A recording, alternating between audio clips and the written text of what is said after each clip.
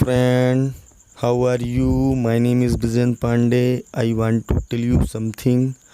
हमने इस वीडियो में कार्य करके पैसे कमाने के तरीकों को 4 भागों में बांटा है, लेकिन उससे पहले हमें यह जानना बहुत ज़रूरी है कि इस संसार में अमीर होना अमीर बनना दोनों में फ़र्क होता है।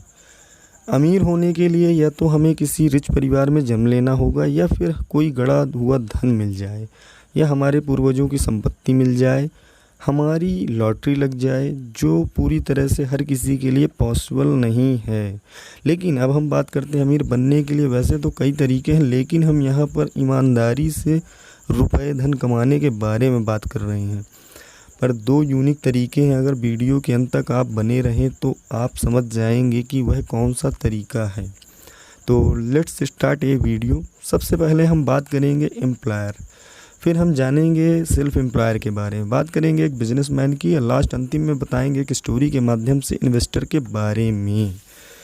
तो वीडियो को शुरू करने से पहले हम सबसे पहले बात कर लेते हैं एक एम्प्लॉयमेंट के जॉब के बारे में। मैं जो किसी सरकारी, प्राइवेट या स्टोर मल्टीनेशनल कंपनियों में अपनी योग्यता के आधार पर अपने समय को संस्थानों को देकर महीने में सैलरी तनख्वाह लेते हैं, जिनमें छोटी पोस्ट से लेकर बड़ी पोस्ट तक के लोग कार्य करते हैं। जैसा कि हम सभी जानते हैं कि एम्प्लॉयर जॉब क्या है, लेकिन इसके बारे में अच्छे से समझने से पहले हमें यह जानना बहुत ज़रूरी है कि नौकरी करना हमारे लिए ज़रूरी है या नहीं।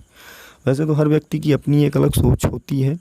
कोई प्राइवेट जॉब में अपनी योग्यता के आधार पर किसी भी पोस्ट में कार्य करता है, किसी भी फील्ड में। कोई इसी प्रकार से सरकारी संस्थानों में भी अपनी योग्यता के आधार पर कार्य करता है, किसी भी फील्ड में। यहाँ पर वही लोग कार्य करना ज़्यादा पसंद करते हैं जिन्हें रिस्क लेने से डरते हैं। तो आपके लिए नौकरी ज़्यादा सही है, क्योंकि इसमें आपको हर महीने 8 से 12 घंटे अपना समय देने पर हर महीने सैलरी मिलती रहेगी। अगर आप अपनी जॉब अच्छे से करते हैं तो आपकी जॉब हमेशा बनी रहेगी।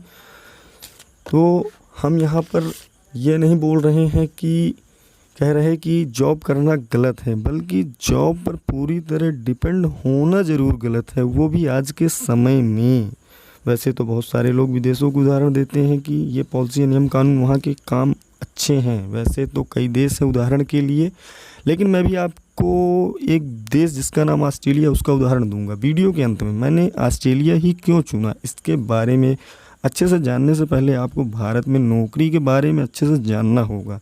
तो ये जानने के लिए मैं आपको 70 साल पीछे ले जाना चाहूँगा, यानी कि सन 1950। यह वह समय था जब लोग गरीबी में जीवन यापन कर रहे थे। उस समय गवर्नमेंट के पास काम बहुत होता था, लेकिन जॉब बहुत सारी थी, पर लोग नहीं थे। लोग काम करना ज़्यादा पसंद नहीं करते थे, क्योंकि लोगों के पास ज़मीनें ज़्यादा होती थी और उनका उद्देश्य खेती करना होता था। जो फसल तैयार होती थी उसी में अपना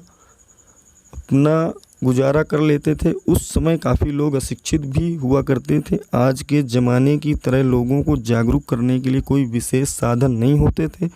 उस समय के जो लोग थोड़ा बहुत शिक्षित होते थे, वे रेडियो, पेपर, अन्य माध्यम से चीज़ों को समझने का प्रयास करते थे। उस समय सरकारी, प्राइवेट नौकरी मिलना इतना मुश्किल नहीं था जितना आज है, क्योंकि पॉपुलेशन भी ज़्यादा नहीं थी। उस समय नौकरी करना हर कोई पसंद नहीं करता था। उस समय टाइम में नौकरी जॉब वही लोग करते थे जिनके पास ज़मीनें नहीं होती थी और घर से बहुत ही गरीब होते थे, जिनके पास कोई विकल्प नहीं होता था। फिर समय बदला और आने वाले कुछ समय में नौकरी एक तरह का फैशन बन गई। जिस घर में कोई गवर्नमेंट नौकरी में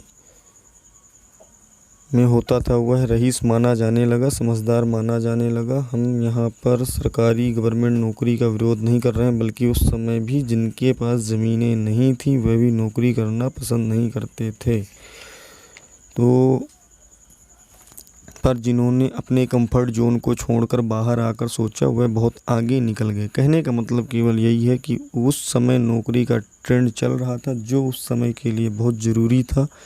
समय कभी अच्छा या बुरा नहीं होता, समय को अच्छा बनाना पड़ता है। मौका कभी किसी को बताकर नहीं आता, बस जब वह निकल जाता है तब पता चलता है। ट्रेंड की मांग क्या है यह भी जानना बहुत ज़रूरी है। अब बात करते हैं सेल्फ एम्प्लॉयमेंट की। वे लोग होते हैं जो किसी का भी काम लेकर खुद के ऑफिस में कार्य करते हैं, बदले में उनसे अपने काम के हिसाब से रुपए लेते हैं। आइए बात करते हैं एक बिजनेसमैन की। अब हम बात कर लेते हैं एक बिजनेसमैन की, पर उससे पहले मैं आपको बिज़नेस के कुछ नियम बताऊंगा और अपने आसपास के माहौल के बारे में। बिज़नेस वही कर सकता है जिसमें रिस्क लेने की हिम्मत हो। बिज़नेस वही कर सकता है जिसमें डर ना हो। बिज़नेस करने के लिए अपने कंफर्ट जोन से बाहर आना पड़ेगा। कुछ बिज़नेस में अपने आप को सर्टिफाइज भी करना पड़ेगा। बिज़नेस में सही मेंटोर को चुनना पड़ेगा। बिज़नेस में टाइम को मनी से ज़्यादा महत्वपूर्ण समझना होगा। बिज़नेस में हमेशा सक्सेसफुल लोगों के साथ रहना पड़ेगा। बिज़नेस में लीडर भी एक बहुत अच्छा बनना पड़ेगा। बिज़नेस में नए आइडिया भी सोचते रहने पड़ेंगे। आपको इम्प्रूव करने के लिए ये कुछ नियम। अब बात करते हैं माहौल की। इसमें दोष किसी का नहीं है, बल्कि हमारे आसपास के वातावरण का है। हम जब छोटे होते हैं तो हमारे परिवार में हमेशा से यही कहा जाता है कि अच्छे से पढ़ो, अच्छे नंबर लाओ, अच्छे कॉलेज में एडमिशन मिलेगा, अच्छे नंबर आएंगे तो अच्छी नौकरी मिलेगी। हमें से ज़्यादातर लोगों के साथ ऐसा ही होता है, पर हमें बचपन से ये नहीं बताया जाता कि अच्छे से पढ़ो, चीज़ों को समझो, फिर उस पर प्रैक्टिकल करो और आगे चलकर एक बिज़नेस अपना खुद का करो जिस चीज़ में आपकी रुचि हो। बड़े सपने देखो, बड़े रिस्क लो, आगे बढ़ो। असफल हो भी गए तो क्या फ़र्क पड़ता है, फिर से प्रयास करो जब तक सफल ना हो जाओ। कुछ लोगों ने आपको डरा दिया, आपको हमें बहुत सारी बाधाएं बता दी, हमें आपको बहुत सारे चैलेंज बता दिए, कुछ असफल लोगों के नाम गिना दिए। दोस्तों, मैं यहाँ पर आपको कुछ अपने बारे में बताना चाहता हूँ। जब मैं पढ़ाई कर रहा था तब मुझे यह नहीं पता था कि असल ज़िंदगी में जिन चीज़ों की ज़रूरत पड़ती है वह क्या है, और ना ही वह चीज़ आपको पढ़ाई जाती है, बल्कि आपको वह पढ़ाया जाता है जिसका वास्तविक जीवन से कोई लेना देना नहीं होता। मैंने जो जाना कि डेली लाइफ में क्या ज़रूरी है। Number 1 health, number 2 communication speech and personality development, number 2 meditation ध्यान योग व्यायाम, number 4 family relationship management, number 5 working job business etcetera, number 6 self defence self depend daily routine, number 7 about tax accountant. ये वो 7 चीज़ें जिनका उपयोग हम रियल लाइफ में करते हैं। अब बात करते हैं बिजनेसमैन की। बिजनेसमैन वे होते हैं जो किसी भी को भी पैसे देकर उसके स्किल और टाइम को अच्छे से इस्तेमाल करते हैं, जिनको मैं अदर पीपल टैलेंट यानी कि OPT बोलता हूं, जिससे वह अपना टाइम किसी नई चीज़ को ढूंढने में लगा सके। उदाहरण के लिए किसी भी बिजनेसमैन को देख लीजिए, औरों के टैलेंट का सही इस्तेमाल करके वह बड़े बिजनेसमैन बने हैं। अब बात करते हैं एक इन्वेस्टर की। दोस्तों, अब मैं वह बात बताने जा रहा हूँ जो सबसे ज़्यादा महत्वपूर्ण है आज के समय में।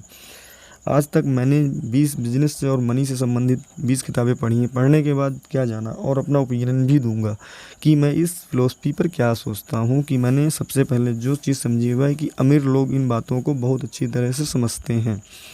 हम में से अधिकांश लोग जब स्कूल या कॉलेज में होते हैं तब हमारे दिमाग में एक ही बात होती है, तब हमारे दिमाग से एक ही बात निकलती है, और वह है एक अच्छा पैकेज चाहिए। जिसे जितना बड़ा पैकेज मिलेगा उसे उतना ही सक्सेसफुल माना जाएगा।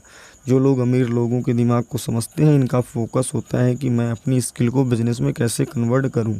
वह जिस भी चीज़ को देखते हैं वह यही सोचते हैं कि क्या मैं इस चीज़ को एसेट में कन्वर्ट कर सकता हूं या नहीं, मैं किसी पर्टिकुलर चीज़ को अपनी इनकम आप सोर्स में बदल सकता हूं। जैसे मैं आपको एक उदाहरण के माध्यम से बताने की कोशिश करता हूं कि एक मिडिल क्लास आदमी अपना एक घर बनाता है, तो वह सोचता है कि उसे एक बहुत बड़ा घर चाहिए और उस घर के सारे कमरे वही इस्तेमाल करेगा। लेकिन एक अमीर मेंटालिटी वाला रिच आदमी यह सोचता है कि मैं इस बिल्डिंग का फर्स्ट फ्लोर ही इस्तेमाल करूंगा और बाकी के कमरे किराए पे दे दूंगा, और इस किराए से आने वाले रुपयों को वह पर्सनल इधर उधर खर्च नहीं करता, बल्कि उससे वह एसेट खरीदने की ही कोशिश करता है। वही गरीब सोच के लोग उसे पैसे को अपने ऊपर खर्च कर देते हैं, जिससे उन्हें बाद में खुद ही परेशानी का सामना करना पड़ता है। गरीब सोच के लोग दूसरों को दिखावे और शो ऑफ करने में ज़्यादा भरोसा करते हैं। अमीर सोच के लोग कंपाउंड इनकम के बारे में भी बहुत अच्छी तरह से समझते हैं और पैसिव इनकम के बारे में भी अच्छे से समझते हैं। एक उदाहरण के माध्यम से आपको कंपाउंड के बारे में बताता हूँ। 2 भाई हैं, एक का नाम है श्याम, दूसरे का नाम है घनश्याम। श्याम कम उम्र में ही समझ गया कि पैसों को इन्वेस्ट करना कितना ज़्यादा ज़रूरी है, लेकिन घनश्याम थोड़ा मजाकिया वाला लड़का है। वह यह सोचता है कि अभी थोड़ा मौज मस्ती कर लो, क्या पता कल हो या ना हो। श्याम जो कम उम्र का लड़का है वह अपने 18 साल की उम्र में से पैसों को इन्वेस्ट करना शुरू कर देता है। हर साल मात्र 1,08,000 यानी कि माह का 8400 रुपये वह केवल 7 साल तक ही इन्वेस्ट करता है, जब तक वह 25 साल का नहीं हो जाता। लेकिन इन्वेस्ट हुए पैसे वह नहीं निकालता। अब घनश्याम भाई जागते हैं 25 साल की उम्र में। मेरे भाई ने काफ़ी पैसे जोड़ लिए हैं, अब मैं भी इन्वेस्टमेंट स्टार्ट कर देता हूँ। और वह अपनी पूरी लाइफ हर साल 1,08,000 रुपये इन्वेस्टमेंट करते रहते हैं, यानी कि माह के 8400 रुपये अब मान लेते हैं दोनों को 15% का रिटर्न मिल रहा था। अब दोनों नॉर्मल ज़िंदगी जीते हैं, यानी कि जब वह 60 साल के हो जाते हैं, एक दिन दोनों भाई अपने घर के बाहर चाय पी रहे होते हैं और वह सोचते हैं कि चलो देखें कि हमारे अकाउंट में कितना अमाउंट हो गया। अब बात करते हैं श्याम की, जिसने सिर्फ जल्दी शुरू कर दिया था। अब उसके अकाउंट में 25.4 करोड़ रुपए थे। केवल 7 साल इन्वेस्ट करके छोड़ देने पर वहाँ से उसने पैसों को नहीं निकाला और घनश्याम जो पूरी ज़िंदगी इन्वेस्टमेंट करता रहा, जो श्याम से 7 साल पीछे शुरू किया, तब उसने 12.5 करोड़ रुपए बनाए। इसे कहते हैं कंपाउंड क्लास एसेट, जिसे एक मिडिल क्लास अमीर मेंटालिटी वाले सोच पाते हैं, घनश्याम की तरह, ना कि घनश्याम की तरह। लेकिन एक रिच दिमाग वाला इंसान इस कॉन्सेप्ट को बहुत डिटेल से समझता है और उसे यूज भी करता है, जिससे अपनी वेल्थ को बढ़ाता है। इसी तरह मैंने भी बहुत सारी चीज़ें सीखी उन 20 किताबों को पढ़कर, जिसे मैंने भी अप्लाई किया।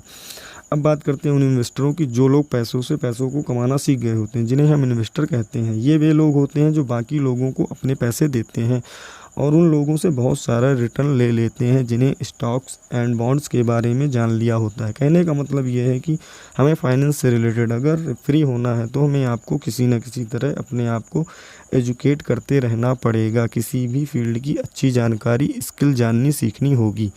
मैंने बात की थी ऑस्ट्रेलिया देश के बारे में। मुझे उस कंट्री के बारे में यह बात बहुत अच्छी लगी कि वहाँ के लोग नौकरी से ज़्यादा सेल्फ बिजनेस या इन्वेस्टमेंट बिजनेस खुद का स्टार्टअप शुरू करने में ज़्यादा विश्वास रखते हैं। आपसे अंतिम में एक बात कहना चाहूँगा, इनको अपने काम पर भरोसा होता है वही लोग एम्प्लॉय जॉब करते हैं, जिनको अपने आप पर भरोसा होता है वे बिज़नेस व्यापार करते हैं। आई होप कि आपको मेरी बात समझ आई होगी। अगर अच्छा लगा तो कमेंट कीजिए, शेयर कीजिए